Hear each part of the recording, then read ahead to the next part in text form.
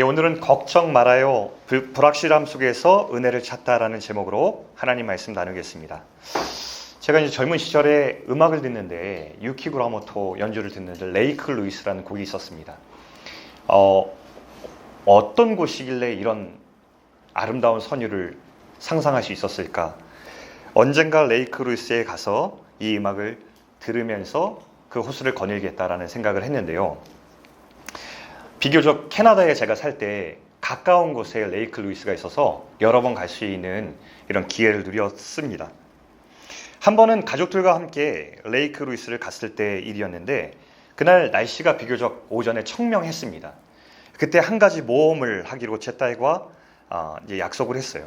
레이크 루이스를 보면 산과 산이 마주한 곳에 빙하가 있는데 저기 앞까지 패들보트를 타고 다녀오기로 이제 한 것입니다. 그래서 작은 모험을 저희 딸과 함께 떠나왔습니다. 아이가 평소에 겁이 조금 많은 편이에요. 그래서 무리하지 않는 선에서 자꾸 이제 도전하기로 저희가 격려를 하는 편인데 그날 아주 좋은 기회가 찾아와서 그렇게 우리만의 모험을 떠났습니다. 아시겠지만 이 패들보드가 속도가 많이 나지 않아요. 그래서 오랜 시간 걸려가지고 도착해서 풍경을 보고 돌아오는 길이었습니다. 근데 급작스럽게 날씨가 완전히 바뀌었습니다. 날이 어두워지고 그리고 바람이 심하게 불어서 역풍이 불기 시작하니까 파도가 치면서 앞으로 나갈 수가 없었고 패들보드가 평평하지 않습니까? 그러니까 파도가 생기니까 물이 자꾸 이렇게 넘실넘실 들어오는 거예요. 이때 우리가 고민이 되었습니다. 앞자리에 앉아있는 제 딸도 걱정이 됐고요. 우리의 모험을 여기서 중단할 것인가? 계속 나아갈 것인가? 이제 판단은 제 딸 아이에게 맡기기로 했습니다. 저희의 모험을 어떻게 해야 될 것인가? 우리의 모험이 어떻게 된 것 같으세요? 계속 나아갔을까요? 멈췄을까요? 잠시 후에 들려드리겠습니다. 이 이야기는 제 딸과 저의 작은 모험담에 불과합니다. 그러나 잘 생각해보면 우리의 인생이 이런 것 같아요. 예기치 않은 갑작스러운 일이, 불확실함이 우리 인생을 찾아옵니다. 그러면서 우리 가운데 걱정과 불안이 우리 마음 한켠을 차지하게 되죠. 우리 시대는 점점 더 불확실해져 가는 것 같습니다. 시대적인 불안과 예측 불가능한 시대를 살아가면서 사실 사람들의 마음 안에는 불안과 우울이 디폴트 값이 되어가고 있는 것 같습니다. 이런 불안의 시대를 살아가면서 고민하는 우리들에게 들려주시는 한 토막의 이야기를 오늘 우리는 본문에서 만나고자 합니다. 우리처럼 매우 불안하고 선택의 갈림길에 서 있었던 사람들의 이야기인데 우리 함께 들어보도록 하겠습니다. 자, 본문을 잠깐 보시죠. 때는 이스라엘이 망한 직후였습니다. 바벨론의 침략으로 예루살렘의 성벽과 성전이 다 불타고 무너졌을 때에 그때 사람들은 포로가 되어서 바벨론으로 다 끌려가게 되었죠. 그때 당시의 이야기입니다. 당시 선지자였던 예레미야는 눈물을 흘리면서 예언을 했습니다. 하나님께 돌아오라 돌아오라. 네, 돌아오지 않았고 나라가 멸망했습니다. 이후에 예레미야는 바벨론의 호의를 받아서 남은 여생을 잘 살 수 있었지만 안락하게 살 수 있었지만 그 안락한 삶을 포기하고 예루살렘에 남아서 그 성에 있는 가난하고 연약한 사람들과 함께 공동체를 이루어서 하나님이 회복시킬 그 예루살렘을 상상하면서 남기로 합니다. 자, 우리 잠깐 사진 보여주실까요? 이때 당시 중요한 인물이 이제 3명이 등장합니다. 맨 왼편에 보시면 그다랴가 등장하는데 이 그다랴는 이 남아있는 예루살렘 공동체의 초대 리더로 임명받은 사람입니다. 이 그다랴를 통해서 공동체가 이렇게 운영되게 되었어요. 그때 한 가지 좋은 소식을 들었습니다. 이 작고 연약한 공동체 가운데 찾아온 사람들이 있었던 것이죠. 그 무리들의 대표적인 사람이 요하난과 이스마엘이었습니다. 큰 힘이 되었습니다. 그다랴에게. 그런데 문제가 생겼죠. 이 요하난이 한 가지 사실을 알아냈습니다. 이스마엘이 사실은 암몬 왕이 보낸 스파이라는 사실을 알아냈고 그리고 그다랴를 암살할 계획을 가지고 있다는 것을 발견하게 되었던 것입니다. 그다랴에게 알렸습니다. 위험합니다. 이 사람 몰아내야 됩니다. 근데 한 사람도 아쉬웠던 그다랴가 이 말을 잘 듣지 않았습니다. 그리고 결국 얼마 있다가 그다랴와 그를 호위하던 군사들이 다 암살당합니다. 그리고 이스마엘은 모든 남아있는 백성들을 데리고 암몬 왕을 향해서 나아가고 있는 길이었어요. 그때 마침 요하난이 다시 등장해서 이 이스마엘을 물리치고 남은 백성들 다시 데리고 돌아오는 길목에 서 있었습니다. 이것이 오늘 본문의 배경이에요. 그런데 한 가지 문제는 예루살렘으로 다시 돌아올 때 마음속에 겁이 났습니다. 너무 불안했습니다. 이 작고 연약한 공동체가 다시 예루살렘으로 돌아갔을 때 우리는 잘 살 수 있을까? 또 다른 사람이 이 공동체에 들어와서 이 공동체를 흔드는 것은 아닐까? 어떤 음모가 찾아올까? 혹은 바벨론 왕이 이 초대 총독 그다랴의 암살을 나에게 덮어씌우는 오해가 있진 않을까? 여러 겁이 났던 것입니다. 그리고 나서 대안을 찾았는데 마음속에 한 가지 아이디어가 생각났습니다. 애굽이 있었지. 바벨론을 대항할 수 있었던 안전한 산성 애굽, 거기에 가면 전쟁도 피하고 안락한 삶을 살 수 있을 거야 라는 생각이 들어왔습니다. 그런데 이 애굽으로 내려갈 계획을 시행할 즈음에 또 한 가지 생각이 붙잡습니다. 여러분, 예레미야의 시대에 결국에는 하나님께 묻지 않았기 때문에 나라가 멸망한 그 결과를 보았기 때문에 이 요하난과 백성들은 여기서 멈추고 하나님 뜻을 묻자라고 생각을 하게 됩니다. 그리고 선지자 예레미야를 찾아가게 되죠. 우리를 위해서 하나님께 기도해 주십시오. 하나님 예비한 계시이 무엇인지 하나님 뜻을 알려주십시오라고 부탁하는 장면이 예레미야 42장 6절에 나옵니다. 우리 다 같이 한번 이들의 고백을 한번 읽어보겠습니다. 자, 시작. 우리가 당신을 우리 하나님 여호와께 보냄은 그의 목소리가 우리에게 좋든지 좋지 않든지를 막론하고 순종하려 함이라. 우리가 우리 하나님 여호와의 목소리를 순종하면 우리에게 복이 있으리이다 하니라. 여러분, 이 고백을 들어보면 그때 잠시 멈추어 예레미야를 찾아간 사람들의 신앙 고백이 너무나 귀하다는 것을 발견하게 됩니다. 하나님 말씀이 좋든지 싫든지 막론하고 하나님의 말씀을 순종하는 것이 우리에게 가장 좋은 길입니다 라는 신앙의 고백을 드리고 있습니다. 그동안 왕들의 시대에 이런 신앙의 고백이 너무 희귀했어요. 이런 고백이 없었기 때문에 망했습니다. 그런데 이 고백이 예레미야 선지자에게 다시 들리는 이 장면, 얼마나 귀한지 모릅니다. 그리고 열흘의 시간이 흐릅니다.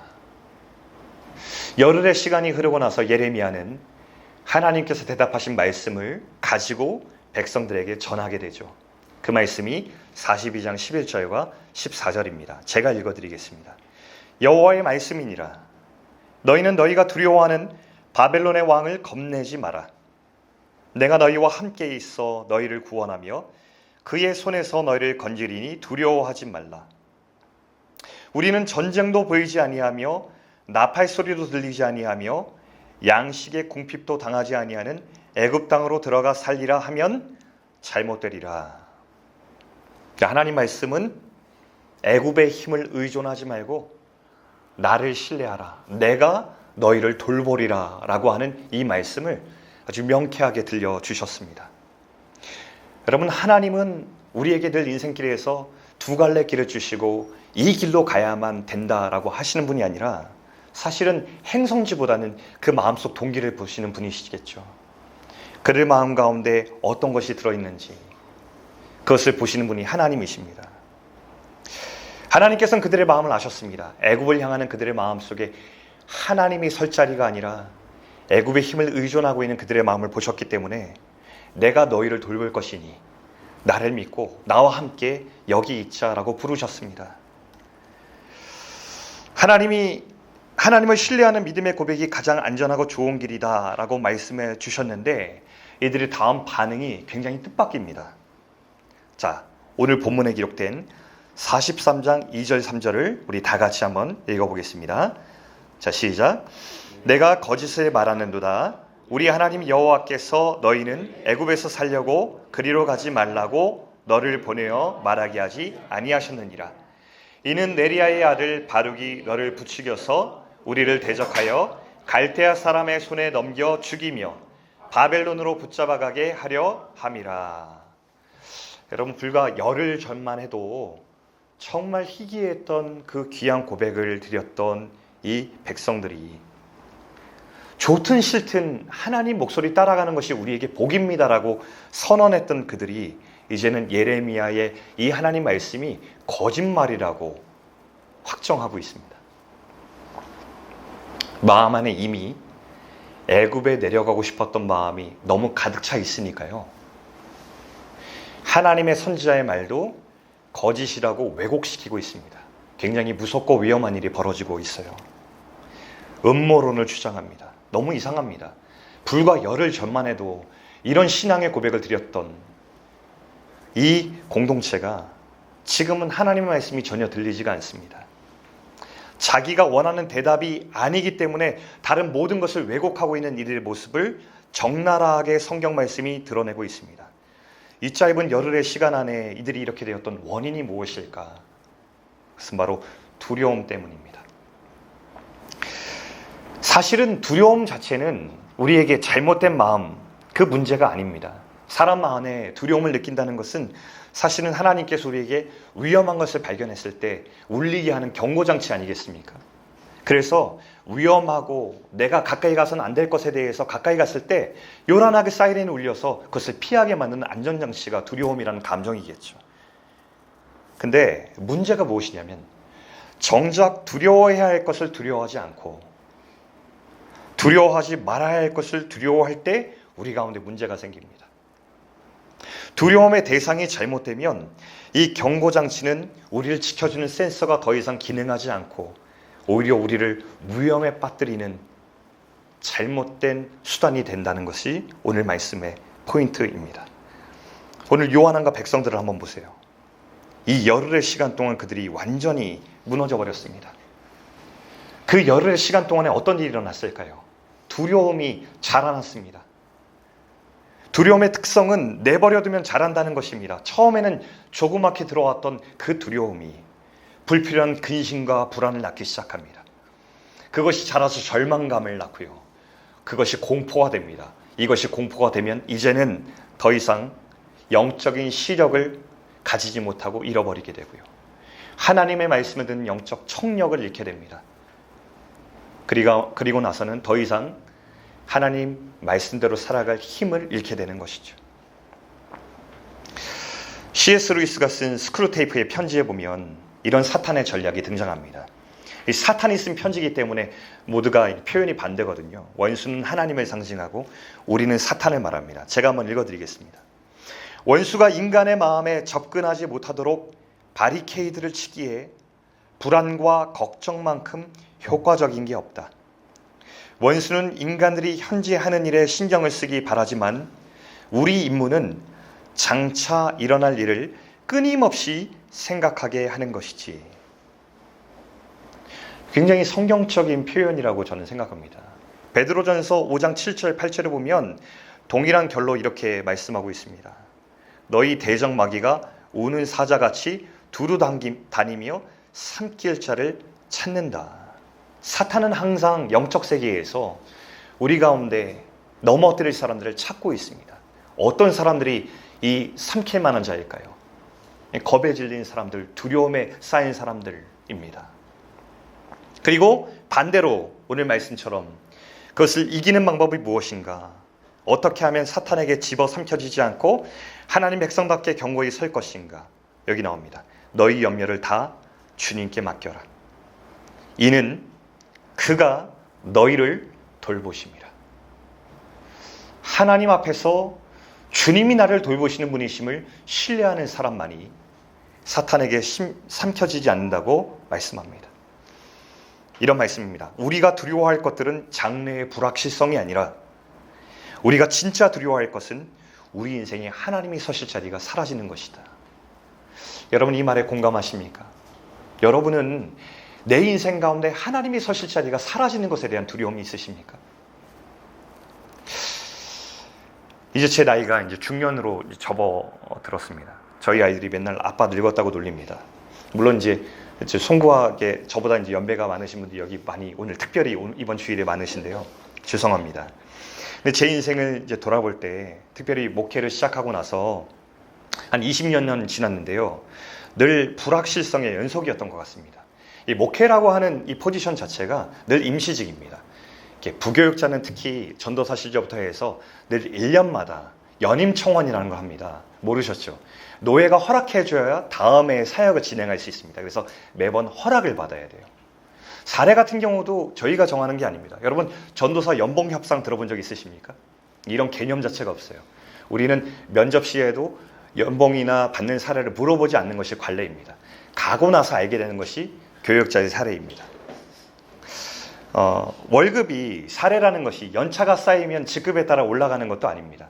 이번에 사역할 때 이렇게 받았지만 다음 사역 시에는 얼마를 줄지 모릅니다. 이 예측 불가능한 삶이 또 교육자의 삶인 것 같습니다.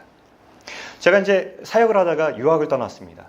유학을 떠나서 살다 보니까 유학은 이제 여러 유학생의 삶이라는 것이 어떤 사람들은 되게 이렇게 와 유학 이렇게 하지만 진짜 유학생의 삶은 되게 가난하고 좀 비참한 것 같습니다. 캐나다 살 때 그 추운 겨울에 삐걱거리면서 흔들리는 작은 컨테이너 박스 안에서 살았는데 그때 참 어려웠던 것 같습니다. 그때 늘 불렀던 찬양이 있었어요. 광야를 지나며 내 인생은 미래가 있는 것일까? 나는 어떻게 살아갈 수 있을 것인가? 이런 노래를 부르면서 얼마나 은혜 받고 눈물을 흘렸는지 모릅니다. 제가 그때 유학 시절에 되게 무서웠던 존재가 있었는데 그게 이민교회였습니다. 왜냐하면 이민교회의 악명을 굉장히 많이 들었던더라. 나는 공부 마치면 한국교회로 바로 들어가야지 했는데 하나님의 강력한 부르심에 의해서 이민교회에 가서 또 거기서 사역을 하게 되었습니다. 또 거기서도 영주권 없는 마이너리티로 이번에 집주인이 월세를 올리지 않으면 좋겠다라고 하는 마음으로 이렇게 살다가 또 베트남에 오게 되었습니다. 그리고 지금은 한 번도 제 인생 가운데서 생각하지 않았던 개척이라는 것을 해서 이렇게 소공동체로 모이고 있습니다. 여러분, 저의 인생이 어떻게 보이신지 모르겠습니다. 대책 없고 불안해 보이시는지 모르겠습니다. 제 안에 때때로 불쑥불쑥 찾아오는 불안정감이나 막막함이 있는 것은 부인하지 않겠지만 그러나 제가 여지까지 바라고 있는 한 가지가 있다면 오늘 말씀처럼 제가 잘하고 있지 못하지만 바라는 것은 제 인생의 주인 되신 하나님을 신뢰하고 싶다는 마음은 지금까지 붙들고 있습니다. 그리 길지 않지만 지난 제 인생을 압축해 보니까 이거 하나만은 확실하게 말할 수 있을 것 같습니다. 제 인생을 요약하면 지금까지 내 인생은 내 뜻대로 된 것이 하나도 없었다. 이건 분명히 말할 수 있고요. 동시에 또 한 가지 고백할 수 있는 것은 어디로 내 인생을 부르시더라도 내 뜻대로 된 것은 하나도 없어도 하나님을 신뢰하는 그 길이 가장 복이었다라는 고백은 확실하게 드릴 수 있을 것 같습니다. 나는 미래를 예측할 수 없습니다. 내 장래를 보장할 수 있는 능력도 없습니다. 그런데 하나님의 부르신 길을 따라갔을 때에는 그게 의미가 생겼고 내가 계획할 수 있는 길보다 더 좋았으며 그렇기에 앞으로도 주님이 부르신 길을 따라갔을 때 그 길이 가장 좋은 길이 될 것이라는 신뢰가 제 마음 가운데 작게나마 존재하고 있는 것 같습니다. 그리고 이 신뢰를 생각할 때 이 신뢰는 어디에서 왔을까? 제 안에 존재하는 이 작은 신뢰라는 것은 제 결단과 의지, 저의 어떠함으로 생긴 것 같지 않더라고요. 어디에서 왔을까 생각했을 때 그것은 바로 주님이 어떤 분이신가를 묵상할 때 제 마음 가운데 흘러들어온 것 같습니다. 우리가 주님을 신뢰하신 능력이 있을까요? 저는 하나님이 우리 가운데 신뢰하시는 마음을 불어넣어 주신 게 아닐까 생각합니다. 그럼 십자가와 부활을 한번 바라보실까요? 십자가는 참 말도 안 되는 사건입니다. 이 세상의 창조주께서 우리 생명을 살리고자 자기 목숨을 내어주시기 위해 이 땅을 찾아오신 사건입니다. 우린 너무나 당연하게 십자가 하지만 사실 십자가를 묵상하면 묵상할수록 하나님은 어떻게 창조주신 하나님께서 이 시간의 차원을 뚫고 우리의 모습 중에서도 가장 낮은 모습이 되어주셔서 우리에게 생명을 내어주시기 위해서 그 십자가에 달려 침묵하시고 가장 무력한 모습으로 거기 계셨습니까? 이런 고백이 나옵니다. 하나님은 우리를 종으로 삼아서 나에게 순종해라 복종시키는 정복자가 아니십니다. 십자가가 그 증거입니다. 우리를 정복하는 신이 아니라 우리의 행복과 우리의 생명을 위해서 자기 모든 생명을 아낌없이 낭비하시는 하나님이 바로 십자가에서 증거되고 있습니다. 바로 이 십자가를 바라보기에 우리는 여기서 신뢰가 나옵니다. 우주의 창조주 하나님께서 우리를 찾아와 죽기까지 사랑하여 자기 목숨을 버리셨다.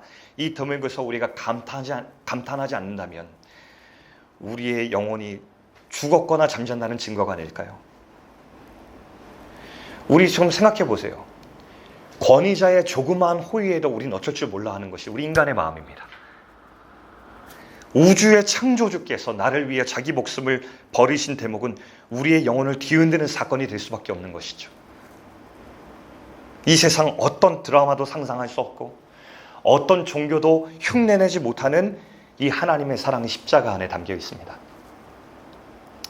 여러분, 부활은 영원하신 하나님을 바라보는 창문과 같습니다. 이 땅에 썩어질 것들에 우리가 주목하거나 우리의 소망을 두지 않고 영원한 것들에 대해서 사모하는 마음을 주는, 죽음의 피니시 라인이 아니라 그것을 넘어서서 하나님을 닮아가는 마음을 우리 가운데 불어넣는 소망이 바로 부활이 아닌가 싶습니다. 빈 무덤의 소망이요. 사람들은 높아지는 것에 관심이 있지만 결국 높아지는 것에 올라가는 자들, 그들의 끝은 허탈입니다. 돈이 주는 편안함 무시하지 않겠습니다. 그러나 돈을 자기 인생의 전부로 삼고서 인생을 살아가는 사람의 끝, 만족과 평안이 있습니까? 그 끝은 죽음 앞에 두려움에 떠는 것뿐이더라고요. 예수님의 빈 무덤은 우리에게 말씀합니다. 모든 사람은 곧 죽음에 이른다. 그날에 너의 생명은 영원한 생명으로 이어질 것인가?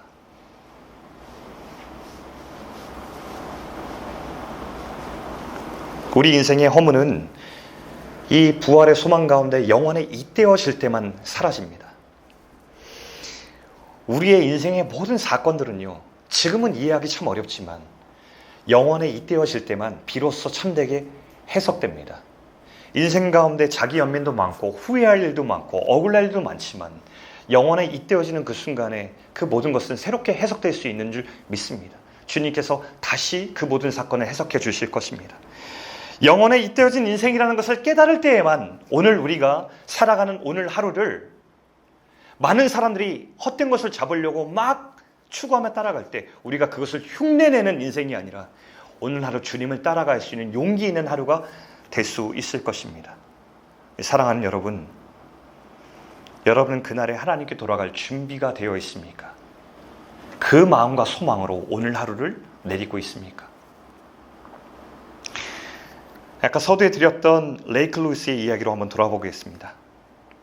파도가 막 일렁이고 노를 젓기 힘들 때 제 딸아이의 결정은 뭐였냐면 그대로 가자라는 것이었습니다. 겁 많은 아이의 선택, 결정치고는 의외였습니다. 아이의 목소리는 전혀 불안하지도 않았고 여전히 이 흥미로운 모험을 날씨에도 불구하고 즐기고 있었습니다. 왜였을까요? 아이의 눈은 제가 보이지 않았어요. 앞자리에 있었기 때문에. 근데 제 목소리를 계속 듣고 있었어요. 보이지 않지만 자기 뒷자리에서 열심히 파도를 거슬러 노를 젓고 있는 아빠의 모습을 상상할 수 있었어요. 그래서 그 불확실하고 겁날 수 있는 상황 가운데 아빠의 존재를 기억하고 바라보면서 이 모험을 이어갈 수 있었던 것이죠. 저는 오늘 하나님께서 그 말씀을 우리에게 들려주신다고 믿습니다. 불확실성 가운데 우리가 은혜를 찾을 수 있는 이유는 십자가와 부활의 그 주님이 우리의 아버지 되시고 오늘 본문 말씀처럼 우리를 돌보시는 손길이 된다는 것을 우리가 믿기 때문입니다. 신앙은 기억이고 상상입니다. 하나님이 우리에게 베푸신 십자가 부활을 기억하고 그 기억을 바탕으로 상상하면서 오늘 하루를 나아가는 것이 우리의 신앙의 여정이 아닐까 싶습니다. 오스왈드 챔버스가 쓴 주님은 나의 최고복이라는 책에 보면 이런 챕터의 제목이 있어요. 불확실성의 은혜라고 하는 챕터가 있습니다. 제가 그 일부를 읽어드리면서 오늘 설교를 마치겠습니다.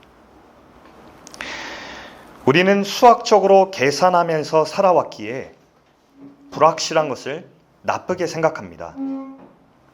우리는 자신의 계획이 이루어져야 안전하다고 생각하지만 영적인 삶의 속성은 그렇지 않습니다.